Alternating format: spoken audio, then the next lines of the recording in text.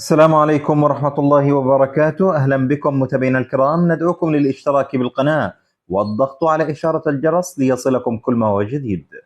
نقدم لكم عبر موقع الحقيقة سبور خدمة النقل المباشر، حيث يلتقي الاتحاد السعودي مع الترجي الرياضي التونسي اليوم في الجولة الأولى من دور المجموعات في بطولة كأس الملك سلمان، في بث حي ومباشر عبر موقع الحقيقة سبورت الذي يمكنكم أن تشاهدوه عبر البحث عن موقع الحقيقة سبورت عبر جوجل. ويقع الاتحاد مع الترجي في المجموعة الأولى من البطولة العربية، وتضم المجموعة كذلك الصفاقس التونسي والشرطة العراقي.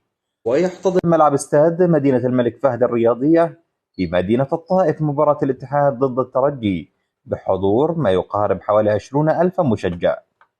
ومن المقرر أن تبدأ قمة الاتحاد والترجي بالبطولة العربية اليوم في تمام الساعة 10 بتوقيت الرياض والقاهرة، و11 بتوقيت أبو ظبي، و7 بتوقيت غرينتش.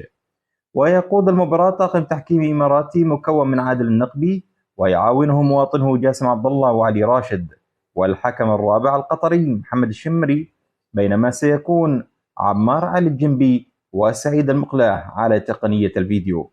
سيتم إذاعة مباراة الاتحاد ضد الترجي اليوم الخميس على قناة السعودية، كذلك عبر موقع الحقيقة سبورت الذي بإمكانكم متابعة المباراة بجودة عالية، وذلك من خلال البحث عن موقع الحقيقة سبورت عبر جوجل. تحياتي لكم وإلى اللقاء.